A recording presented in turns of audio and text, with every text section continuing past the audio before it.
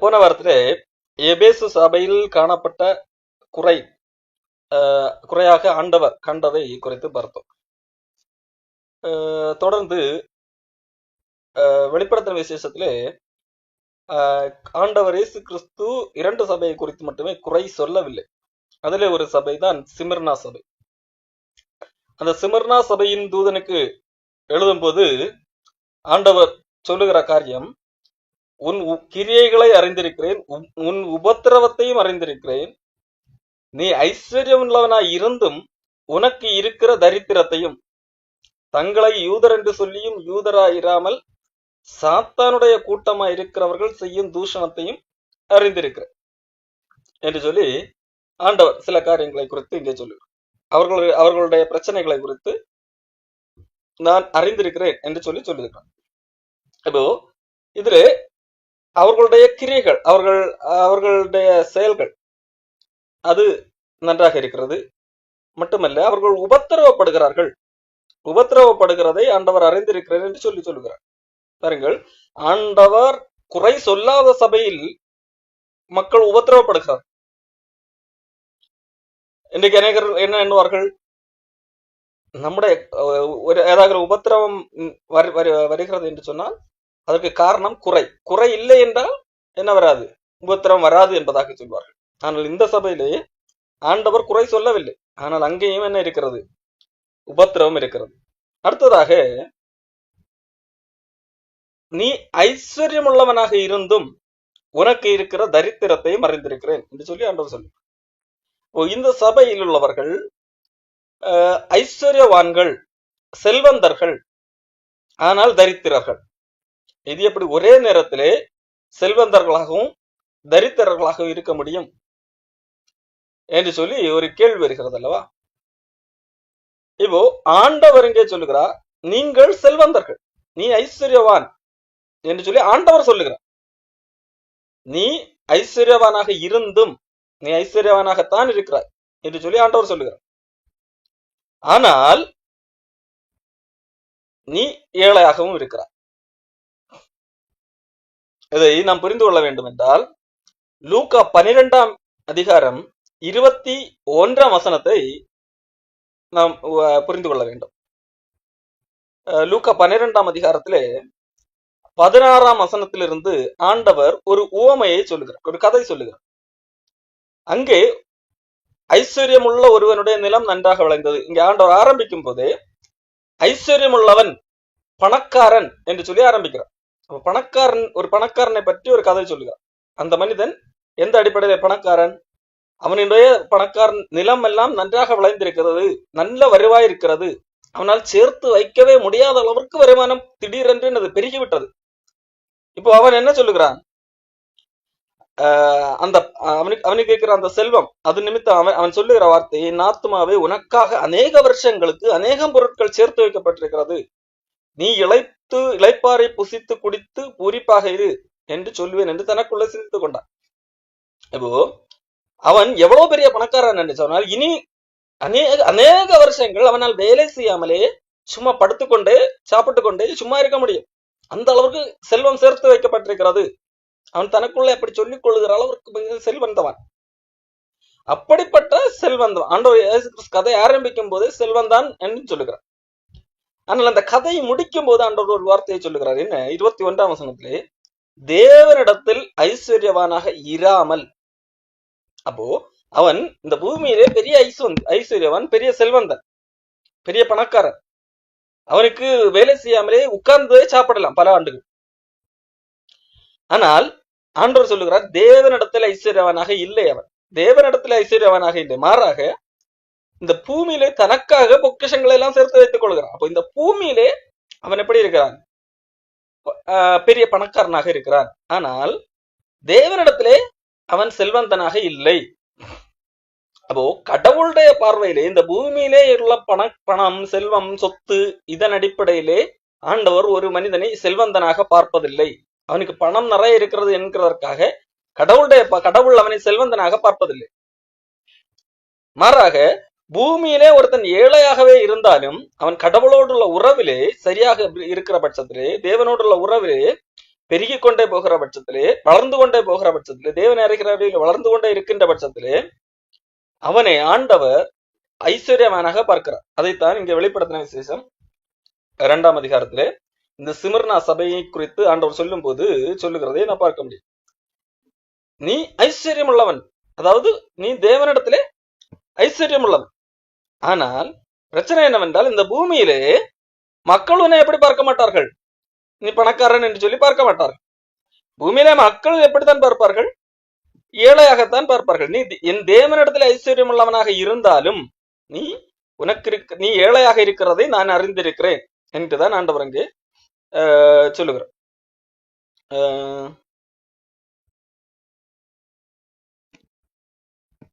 இதை குறித்து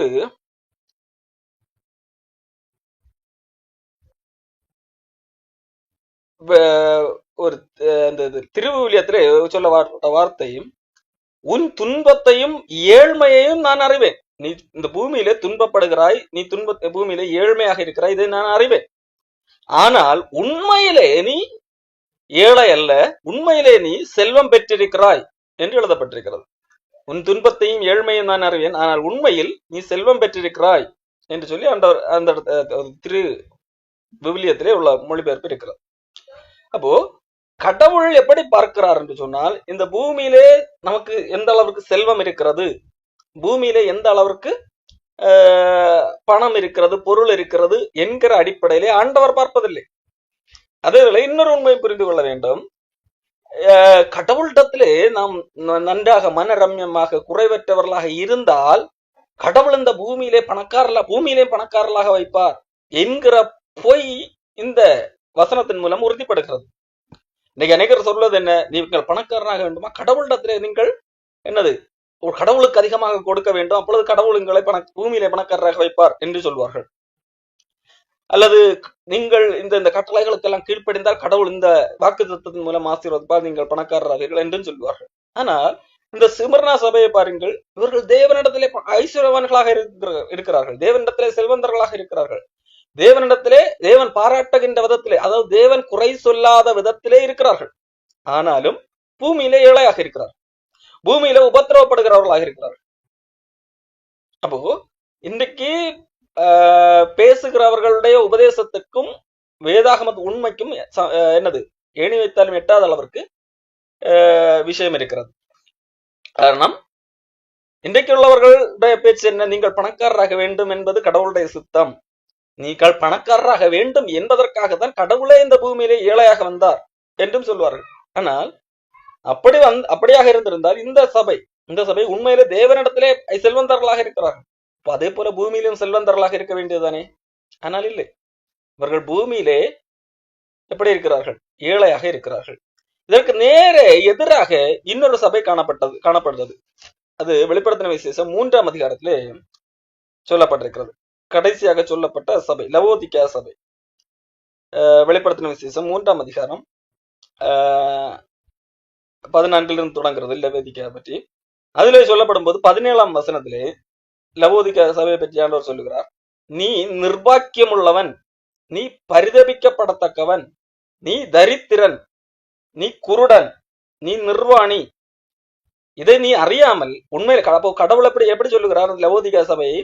நீ நிர்பாக்கியம் உள்ளவன், அதாவது நிர்பாக்கியம், பரிதபிக்கப்படத்தக்கவன், நீ உன்னுடைய நிலைமை ரொம்ப மோசமாக இருக்கிறது, பரிதபிக்கப்படத்தக்க விதத்திலே உள்ளது.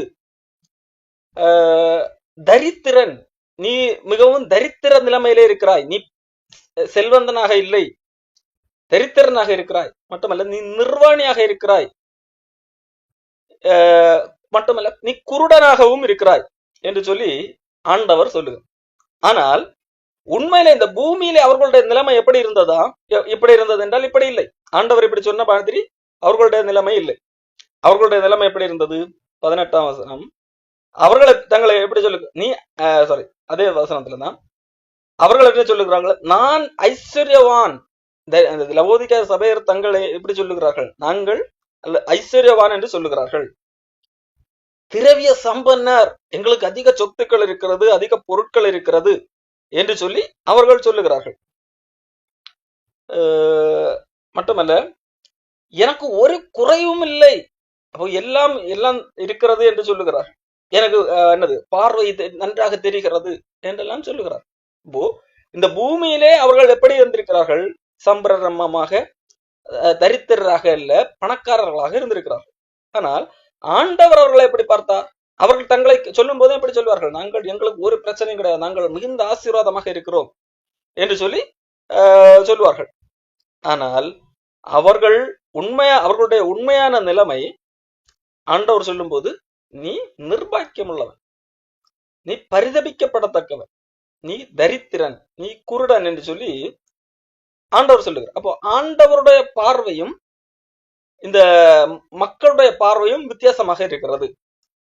மக்கள் இன்றைக்கு மக்கள் தங்களை பார்க்கும்போது தங்கள் ஆசீர்வதிக்கப்பட்டதாகவும் அல்லது தங்கள் பணக்காரர்களாக இருப்பதாகவும் தங்களுக்கு நோயற்ற வாழ்வு, எந்த பிரச்சனையும் இல்லை என்று சொல்லி இந்த உலக வாழ்க்கையிலே அவர்கள் அனுபவிப்பதை வைத்து சொல்லுகிறார்கள்.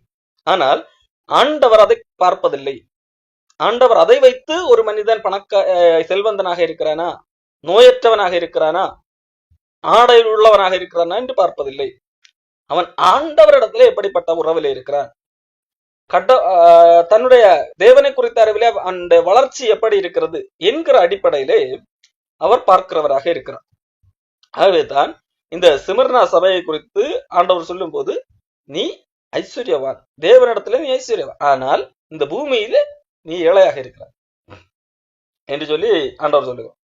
அடுத்ததாக அது சபையிலே, சிமிர்னா சபையிலே ஆண்டவர் சொல்லுகிற காரியம், தங்களை யூதர் என்று சொல்லியும் யூதராக இராமல் சாத்தானுடைய கூட்டமாக இருக்கிறவர்கள் செய்யும் தூஷணத்தையும் அறிந்திருக்கிறார்.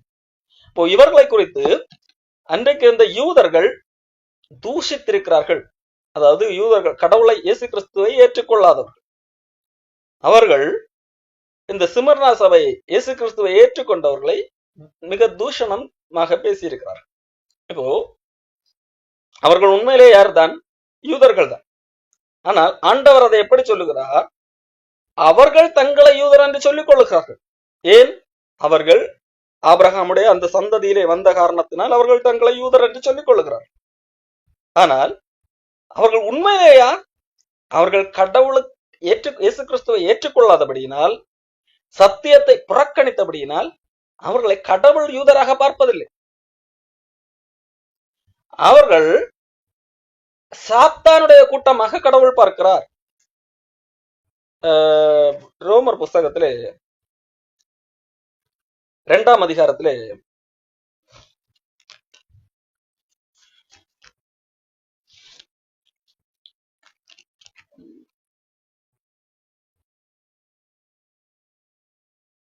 இருபத்தி 28-29 வசனத்திலே பவுல் சொல்லுகிறார், புறம்பாக யூதனானவன் யூதன் அல்ல,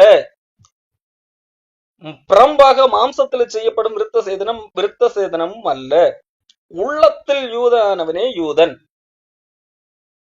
ஆவியின்படி இருதயத்தில் உண்டாகும் விருத்த சேதனமே விருத்த சேதனம் என்று சொல்லி பவுல் சொல்லுகிறார். அப்போ புதிய இயேசு கிறிஸ்து வந்த பிறகு, கிறிஸ்து வழியாக மீட்பு என்கின்ற செய்தி, நற்செய்தி சொல்லப்பட்ட பிறகு, ஆண்டவர் சிலுவையிலே பழைய உடன்படிக்கையை ஒழித்து புதிய உடன்படிக்கை, தேவனிடத்திலே சேருவதற்கான புதிய உடன்படிக்கையை நிலைநாட்டின பிறகு, ஆண்டவர் இவர்கள் மறுபடியும் ஆபிரகாமின் சந்ததியார்கள், யூதர்கள் என்று சொல்லி அவர்கள் ஆகையால் அவர்கள் விசேஷமானவர்கள் என்று சொல்லி அவர்கள் பார்ப்பதில்லை. எல்லாரையும் ஒரே மாதிரி, எல்லாருக்கும் ஒரே விதமான வாய்ப்பு. யூதராக இருக்கிறவர்கள் ரட்சிக்கப்பட வேண்டும் என்றாலும், யூதர் அல்லாதவர்கள் ரட்சிக்கப்பட வேண்டும் என்றாலும், அவர்கள் இயேசு கிறிஸ்துவை விசுவாசித்தால் மட்டுமே ரட்சிக்கப்பட முடியும் என்கின்ற ஒரு காரியத்தை ஆண்டவர் உருவாக்கி வைத்திருக்கிறார். அப்படி இருக்கின்ற வேளையிலே நாங்கள் யூதர்கள் என்று சொல்லி தம்பட்டம் அடிப்பவர்களை, ஆபிரகாமின் சந்ததியில் பிறந்தவர்கள் என்று சொல்லி வருபவர்களை ஆண்டவர் யூதராக பார்ப்பதில்லை. மாறாக அவர்கள் சாத்தானுடைய கூட்டம். ஆண்டவர் இன்றைக்கு எப்படி யாரை யூதராக பார்க்கிறார்? இயேசு கிறிஸ்துவை விசுவாசித்து ஏற்றுக்கொண்ட உள்ளத்தில் யூதனானவனே யூதன் என்று சொல்லி பவுல் அப்போஸ்தலன் சொல்லுகிறார் அல்லவா? அந்த அடிப்படையிலேயே ஆண்டவர் பார்க்கிறவராக இருக்கிறார். அப்போ எல்லாவற்றையும் ஆண்டவர் வெளியரங்கமாக வெளிப்புற அடையாளத்தின் அடிப்படையிலே ஆண்டவர் பார்ப்பதில்லை. உள்ளத்தில் ஏற்பட்ட மாற்றத்தின் விளைவாக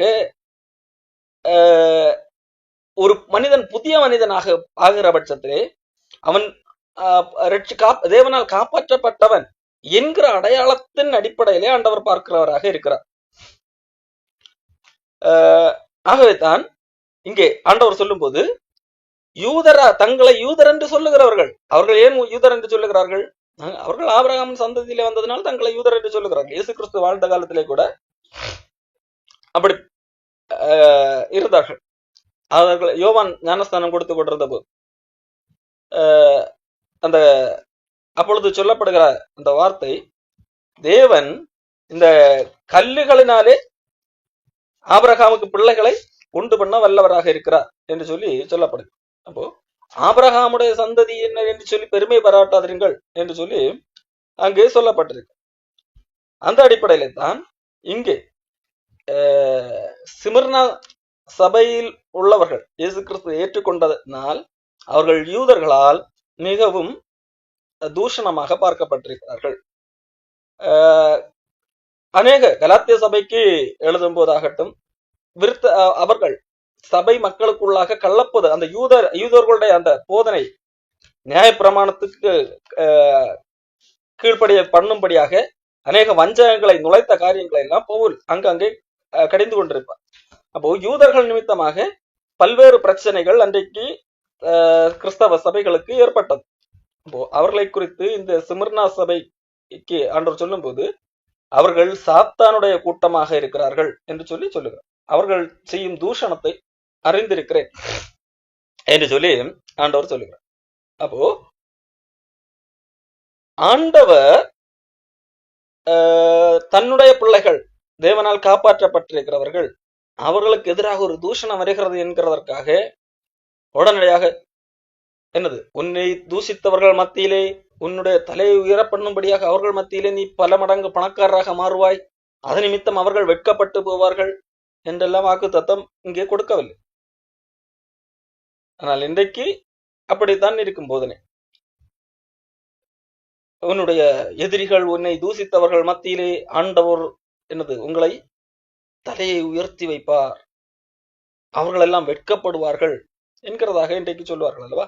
ஆண்டவர் அப்படியெல்லாம் சொல்லவில்லை. மாறாக என்ன சொல்லுகிறார் தெரியுமா? அவர்கள் தூஷணத்தை அறிந்திருக்கிறேன் மட்டுமல்ல, இவ்வளவு நாட்கள் நீ தூஷணம் அனுபவித்தாய், இவ்வளவு நாட்கள் நீ உபத்திரவத்தை அனுபவித்தாய், இன்று முதல் உன்னுடைய உபத்திரவத்தை எல்லாம் மாற்றி போடுகிறேன், இன்று முதல் நீ 2 மடங்காக ஆசீர்வாதமாக இருப்பாய் என்றும் அவர்களுக்கு சொல்லவில்லை. மாறாக என்ன சொல்லுகிறார்? நீ பட போகிற பாடுகளை குறித்து எவ்வளவும் பயப்படாது. அப்போ இவ்வளவு நேரம் துன்பப்பட்டு கொண்டிருக்கிறாய், இனிமே இவ்வளவு நாள் தூஷணத்தை அனுபவித்துக் கொண்டிருக்கிறாயோ, இனிமேலும் நீ பாடுபட போகிறாய், அந்த பாடுகளை குறித்து பயப்படாதே. ஏன் பயப்படாதே? நான் முடிக்கும் போது இப்படி என்ன சொல்லுகிறார் என்றால், ஜீவ கிரீடத்தை உனக்கு தருவேன், உனக்கு ஜீவ கிரீடம் இருக்கிறது. ஆகவே நீ மரணமே வந்தாலும் உண்மையாக இரு, பிரச்சனை கிடையாது. இந்த மரணம் இந்த பூமியோடு முடிந்து போகிற ஒரு காரியம்தான். ஆனால் ஜீவ கிரீடம் வாழ்நாள் முழுக்க உயிரோடு இருக்கக்கூடிய, கடவுளோடு உயிரோடு இருக்கக்கூடிய, கடவுளுக்கு இணையாக கடவுள் உட்கார்ந்து இருக்கிற இடத்துல இருக்கக்கூடிய ஒரு வாய்ப்பு இருக்கிறது. அந்த வாய்ப்பை நிச்சயப்படுத்தி தந்திருக்கிறார். ஆகையால் நீ எவ்வளவுதான் பூமியிலே படப்போகிற பாடுகள் வந்தாலும் பயப்படாதே. இதோ நீங்கள் சோதிக்கப்படும் பொருட்டாக பிசாசானவன் உங்களில் சிலரை காவலில் போடுவான். அப்போ உங்களில் சிலரை காவலில் போடுவான். இன்னும் என்னது, உங்களுக்கு என்னது, இவ்வளவு நாட்கள் உபத்திரவப்பட்டீர்கள், இவ்வளவு நாட்கள் சோதிக்கப்பட்டீர்கள், இவ்வளவு இனிமேலும் நீங்கள் பாடுபட போகிறீர்கள். மட்டுமல்ல, உங்கள சிலர் காவல்ல கூட போடுவார்கள், சிறையிலே போடுவார்கள். எதற்காக? நீங்கள் சோதிக்கப்படும் பொருட்டாக. அப்போ இன்னும் உங்களுக்கு என்ன இருக்கிறது? சோதனை இருக்கிறது என்று சொல்லி சொல்லப்படுது. யார் அப்படி காவலிலே போடுகிறது? பிசாசானவன் உங்களில் சிலரை காவலிலே போடுவான். 10 நாள் உபத்திரவப்படுவீர்கள், ஆகிலும் நீ மரண பரியந்தம் உண்மையாக இரு, அப்பொழுது ஜீவ கிரீடத்தை உனக்கு தருவேன் என்று சொல்லி ஆண்டவர் சொல்லுங்க. அப்போ ஆண்டவர் ஏதோ அவர்கள் கடவுளை ஏற்றுக்கொண்டு சத்தியத்தின் வழியிலே நடக்கிறார்கள், சரியான விதத்திலே கடவுளை குறித்த அறிவிலே வளர்ந்து கொண்டிருக்கிறார்கள், என்கிறதற்காக அவர்களுக்கு எந்த உபத்திரவம் இல்லை என்று சொல்லவில்லை. அல்லது இவ்வளவு நாட்கள் நீ உபத்திரவம் அனுபவித்துக் கொண்டிருந்தார், ஒரு குறிப்பிட்ட காலம் வரைக்கும் மட்டும்தான், இனி உபத்திரவம் இல்லை என்றும் சொல்லவில்லை. மாறாக மரண பரியந்தம், அதாவது இந்த பூமியிலே எவ்வளவு நாட்கள் உயிரோடு இருக்கிறாயோ அந்த நாட்கள் வரையிலும் நீ உண்மையாக இரு. அப்படியானால் அது வரைக்கும் உங்களுக்கு சோதனை இருக்கு என்று அர்த்தம். இங்கே சோதனை கொடுக்கப்படுகிறது ஏன்? யார் மூலமாக? சாத்தான் வழியாக, பிசாசு வழியாக. இங்கே பிசாசானவன் உங்களில் சிலரை காவலிலே போடுவான் என்று சொல்லப்படுது. அப்ப பிசாசு நேரடியாக வந்து காவலிலே போடுவானா? இல்லை. பிசாசு அவன் தன்னுடைய ஆட்கள் மூலமாக காவலிலே போடுவான், மனிதர்கள் மூலமாகத்தான் காவலிலே போடுவான். யோபுடைய வாழ்க்கையிலே கூட யோபுவை சோதிப்பதற்காக ஆண்டவரிடத்திலே அனுமதி கேட்டார். ஆண்டவரிடத்தில் அனுமதி கேட்கும் போது ஆண்டவர் அனுமதி கொடுக்கிறார். அப்போ கடவுளுடைய பிள்ளைகளை சோதிப்பதற்காக பிசாசானவன் அனுமதி கேட்கிறார். ஆண்டவர் அந்த அனுமதி கொடுக்கிறார். கடவுளுடைய பிள்ளைகளை மட்டுமல்ல, கடவுளிடத்திலே வர நினைப்பவர்கள். அப்போ கடவுளிடத்திலே வர நினைப்பவர்கள் உண்மையிலே கடவுளுடைய பிள்ளைகள் ஆனவர்கள். இரண்டு பேரும் சோதிக்கப்படுகிறார்கள். யார் மூலமாக? அந்த அனுமதியை பிசாசு கேட்கிறார், ஆண்டவர் கொடுக்கிறார். இப்போ யோபுவை சோதிக்கும்படியாக பிசாசானவன் அனுமதி கேட்கிறான், ஆண்டவர் அந்த அனுமதியை கொடுக்கிறார். அப்போ அவன் சோதிக்கிறான். சோதிக்கும் போது யோபு அந்த சோதனையிலே வெற்றி பெறுகிறான். பிசாசு நினைத்தது மாதிரி அவன் நடந்து கொள்ளவில்லை, கடவுளை மறுதலிக்கவில்லை. அப்போ அவனை எப்படி சோதிக்கிறான்? அவனுடைய செல்வங்கள் அளிக்கப்படுகிறது. அப்போ ஆனாலும் அவன் கடவுளிடத்திலே உண்மையாக இருக்கிறான். அப்போ அவன் செல்வத்துக்காக கடவுளை நம்பவில்லை என்கிறது புலப்படுகிறது. இரண்டாவது, அவனுடைய பிள்ளைகள் எல்லாம் இழக்கப்படுகிறது. அப்போ அவனுடைய இரத்த பந்தம், தன்னுடைய பிள்ளைகளையே மறிக்க கொடுக்கும் போது கூட அவன் பிள்ளைகளை காட்டிலும் கடவுளை அதிகமாக நேசித்தான் என்பது புலப்படுகிறது. அது சோதனையில வெற்றி. அடுத்ததாக, தன்னுடைய உடல் நோய் பருக்கள் வருகிறது, ஓயாத துன்பம், 24 மணி நேரமும் என சுரண்டி கொண்டே இருக்க வேண்டும், தூக்கமில்லை.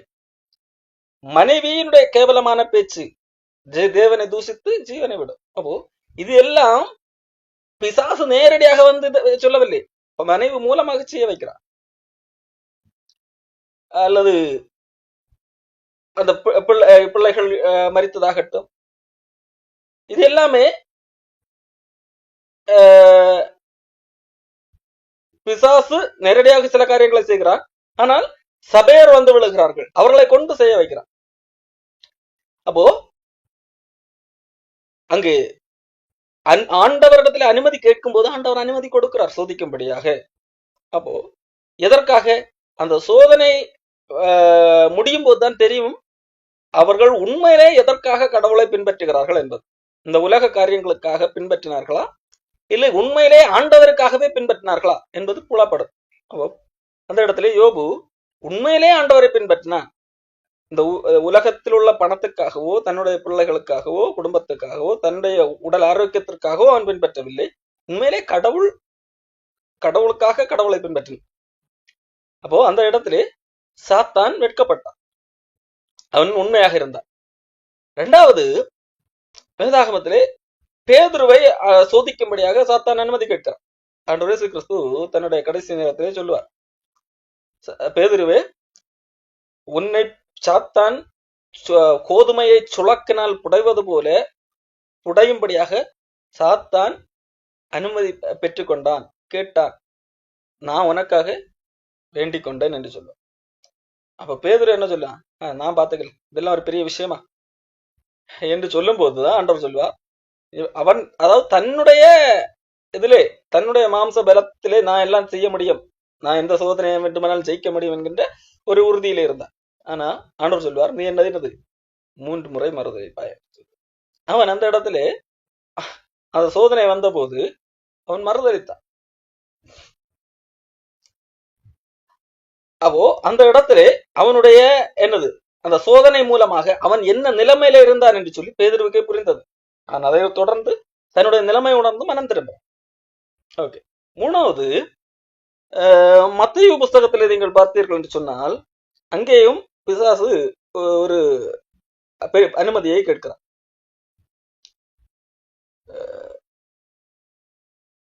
மத்தேயு 8ஆம் அதிகாரத்திலே 31ஆம் வசனம், பிசாசுகள் இயேசு கிறிஸ்துவிடத்துல கேட்கிறது, நீர் எங்களை துரத்தி, ஒரு மனிதனுக்குள்ளாக பிசாசுகள் இருக்கிறது, அந்த பிசாசுகள் தேவனிடத்துல அனுமதி கேட்கிறது, நீர் எங்களை துரத்துவீரானால் நாங்கள் அந்த பன்றி கூட்டத்தில் போகும்படி உத்தரவு கொடும் என்று சொல்லி அவரை வேண்டிக் கொண்டனர். அப்போ இங்கே இயேசு கிறிஸ்து அங்கே அநேக அற்புதங்களை செய்கிறார். இங்கே ஒரு பிசாசு பிடித்திருந்த மனிதனையே குணமாக்குகிறார். அவன் மூலமாக பாருங்கள், அந்த மனிதனுடைய செயல்கள் மூலமாக அவர் அக்கறையில் கனசர நாட்டில் வந்தபோது பிசாசு பிடித்திருந்த 2 பேர் பிரேதக்கிலிருந்து புறப்பட்டு அவருக்கு எதிராக வந்தார்கள். அவர்கள் மிகவும் கொடியராக இருந்தபடியால் அந்த வழியாக ஒருவனும் நடக்க கூடாதிருந்தது என்று சொல்லி எழுதப்பட்டது. அப்ப அந்த மனிதன் மூலமாக எந்த மனிதனும் அந்த வழியாக நடக்கவே முடியாது. அப்படிப்பட்ட ஒரு மனிதனை குணமாக்குவதன் மூலமாக அவர்கள் எளிதாக இயேசு இவர் தேவகுமாரன், இவருடைய போதனையை நாம் பின்பற்ற வேண்டும், இவருடைய சத்தியத்தின்படி நடக்க வேண்டும் என்று சொல்லி மக்கள் முன்வர வேண்டும். அப்படித்தானே? அப்போ பிசாசு சொல்லுகிறான், நான் இவர்களை சோதிக்க வேண்டும், அனுமதி வேண்டும். என்ன? அவர்களுடைய உடைமையிலே நாங்கள் போக வேண்டும். ஆண்டவர் அனுமதி கொடுக்கிறார். இப்போ அவர்கள் அந்த பன்றிகளுக்குள்ளாக பிசாசு போகும்போது அவர்களுக்கு என்னது பெரிய இழப்பு ஏற்படுகிறது. இழப்பு ஏற்படும் போது அவர்களுடைய உண்மை முகம் வெளியே வருகிறது. இவர்களுக்கு இயேசு வேண்டுமா, அல்லது இவர்கள் இயேசுவை எதற்காக பின்பற்றுகிறார்கள் என்கின்ற அந்த உண்மை வெளிப்படுகிறது. இப்போ இவர்கள் அந்த இழப்பை தாங்க முடியாமல் இயேசு எங்களுக்கு வேண்டாம், இயேசு நீ எங்களை விட்டு போய்விடும் என்று சொல்லுகிறார். அவர்கள் உண்மையிலேயே இயேசு கிறிஸ்துவை தேவகுமாரனாக ஏற்றுக்கொண்டிருந்தால், உண்மையிலேயே இயேசு கிறிஸ்துவை அவர் செய்த அற்புதம் மூலமாக இவர்தான் முக்கியம். பாருங்கள், எவ்வளவு பிசாசுகளையே துரத்தி இருக்கிறார். இந்த மனிதனாக ஒரு கொடூரமான கொடூரமாக குணமாக இருந்த இந்த பிசாசு பிடித்த மனிதர்களை நல்ல மனிதர்களாக மாற்றி இருக்கிறார், தெளிந்த புத்தி உள்ளவர்களாக மாற்றி இருக்கிறார் என்று சொல்லி அவர்கள் இயேசு கிறிஸ்துவை ஏற்றுக்கொண்டிருக்கலாம். ஆனால் அல்லாமல் என்னது, இயேசு கிறிஸ்து கூட இருந்தால் நமக்கு நல்லாக இருக்கும், இவர் அற்புதம் எல்லாம் செய்து கொண்டுதான் இருக்கிறார் என்றும் ஏற்றுக்கொண்டிருக்கலாம். அப்போ எப்போது அந்த அவர்கள் எதற்காக இயேசு கிறிஸ்துவை விசுவாசிக்கிறார்கள் என்கின்ற உண்மை வெளியே வரும். அவர்களுக்கு ஒரு சோதனை வைக்கப்படும் போது அந்த உண்மைத்தன்மை வெளியே வரும். அந்த சோதனைக்கு யார் அனுமதி கேட்பது? பிசாசு அனுமதி ஆண்டவர் கொடுக்கிறார். இப்போ பிசாசு சோதிக்கிறார், அவர்களுக்கு ஒரு இழப்பு வருகிறது. இப்போ இழப்பு வரும்போது அவர்களுக்கு இந்த இயேசு கிறிஸ்து வேண்டாம் என்கின்ற அந்த அவர்களுடைய அந்த உண்மையான அந்த குணம் வெளியே வருகிறது. எங்களுக்கு இந்த இழப்பீடு, இயேசு கிறிஸ்து வந்தால் எங்களுக்கு இழப்பு வரும் என்றால் அது எங்களுக்கு, அந்த இயேசு கிறிஸ்து எங்களுக்கு தேவையில்லை. அவர் பிசாசின் கையிலிருந்து விடுவித்தாலும் சரி, அவர் அற்புதங்களை செய்கிற தேவகுமாரனாக இருந்தாலும் சரி, அந்த தேவகுமாரன் எங்களுக்கு தேவையில்லை. காரணம், அந்த தேவகுமாரன் வருகிறார் என்று சொன்னால் ஒருவேளை எங்களுக்கு சோதனை வருகிறது அல்ல இழப்பு வருகிறது என்கிற பட்சத்திலே அந்த தேவையில்லை. அவர் இருக்கிறார், ஆனால் எங்களுக்கு இழப்பு வராது, எந்த பிரச்சனையும் இல்லை என்றால் ஓகே, அவர் இருக்கிறதுல எங்களுக்கு பிரச்சனை கிடையாது. ஆனால் அவர் வரும்போது எங்களுக்கு ஒரு இழப்பு வருகிறது இல்லது சோதனை வருகிறது என்றால் அப்படிப்பட்ட தேவகுமாரன் எங்களுக்கு தேவையில்லை என்கின்ற ஒரு முடிவை அவர்கள் மூலமாக காண முடியாது. அப்போ சாத்தான் சோதிக்க அனுமதி கேட்கும் போது ஆண்டவர் அனுமதி கொடுக்கிறார். இங்கே வெளிப்படுத்தின விசேஷம் 2ஆம் அதிகாரத்திலேயும் அந்த சபைக்கு ஆண்டவர் சொல்லுகிற காரியம், பிசாசானவன் உங்களில் சிலரை காவலிலே போடுவான், நீங்கள் உபத்திரவப்படுவீர்கள். அப்போ இந்த சபைக்கும் இந்த மக்களையும் என்னது ஏற்கனவே உபத்திரவத்தில் இருக்கிறார்கள்.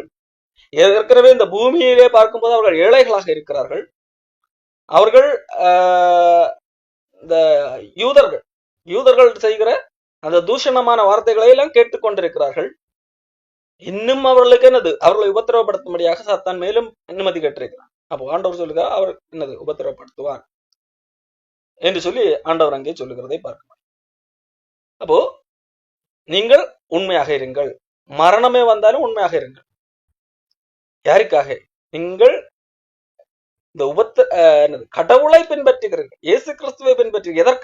எதற்காகவும் அல்ல, இயேசு கிறிஸ்துவுக்காகவே இயேசு கிறிஸ்துவை பின்பற்றுவீர்கள் என்று சொன்னால் எது வந்தாலும் நீங்கள் என்னது உண்மையாக இருப்பீர்கள். இல்லை ஒரு கட்டத்திலே இதுக்கு மேல எல்லாம் தாங்க முடியாது, கடவுளுக்காக இதுக்கு மேல எல்லாம் தாங்க முடியாது என்று சொன்னால் அப்போ நீங்கள் அந்த கடவுளை அந்த அளவிற்கு என்னது முக்கியமான இடத்துல நீங்கள் வைக்கவில்லை என்பது பொருளாகிவிடும். நாம் எந்த இடத்துல கடவுளை வைத்திருக்கிறோம் என்பதை அறிய வேண்டும் என்றால் சாத்தான் அனுமதி கேட்கும் போது ஆண்டவர் அந்த அனுமதியை கொடுக்க வேண்டியது அவசியமாக இருக்கிறது. அப்போ இந்த சிமிர்னா சபை ஆண்டவர் இயேசு கிறிஸ்துவை ஏற்றுக்கொண்ட சபை. அவர்களிடத்திலே ஆண்டவர் ஒரு குறைவையும் சொல்லவில்லை. ஆனால் அதற்காக அவர்கள் பூமியிலே சுகபோகமான வாழ்க்கை வாழ்ந்தவர்களாக இல்லை, மாறாக அதற்கு நேர்மாறாக இந்த பூமியில எதெல்லாம் ஆசீர்வாதம் என்று சொல்லப்படுமோ அப்படிப்பட்ட வாழ்க்கை அவர்கள் வாழவில்லை, மாறாக அதற்கு எதிரான ஒரு வாழ்க்கையை வாழ்ந்தவர்கள் இருக்கிறார்கள். அப்போ இந்த பூமியிலே உள்ள மனிதருடைய வாழ்க்கை, செல்வம் நிறைந்த வாழ்க்கை, துன்பம் இல்லாத வாழ்க்கை, குறைவற்ற வாழ்க்கை, இவைகள் கடவுளை ஏற்றுக்கொண்டதற்கான அல்லது கடவுளிடத்திலிருந்து ஆசீர்வாதத்தை பெற்றதற்கான ஒரு அடையாளம் அல்ல என்கிறது இந்த சிமிர்னா சபையின் மூலமாக தெள்ள தெளிவாக நமக்கு புரியும். இதே வேளையிலே இதற்கு எதிராக நேரெதிராக இருந்த ஒரு சபை தான் லவோதிக்கே சபை. அங்கே அவர்கள் நோயாளியா இல்லை, ஆனால் ஆண்டவர் அப்படி பார்க்கிறாங்க, நோயாளியாக பார்க்கிறார். அதாவது அவர்கள் என்ன சொல்லுகிறார், நாங்க குருடர்களே கிடையாது, கண் பார்வையில எங்களுக்கு நல்லாக தெரிகிறது. ஆண்டவர் என்ன சொல்லுகிறார், நீ குருடர், உனக்கு கண்ணு தெரியாதுன்னு சொல்லுகிறார், நோயாளி. அப்போ நம்முடைய பூமிக்குரிய நிலைமை அந்த அடிப்படையின் அல்ல கடவுள் பார்ப்பது.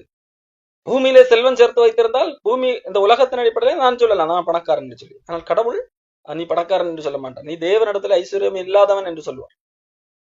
பூமியிலே பணக்காரனாக இருந்தாலும் தேவனிடத்திலே ஐஸ்வர்யம் அல்ல, தேவன் தரித்திரன் என்று சொல்லுவார்.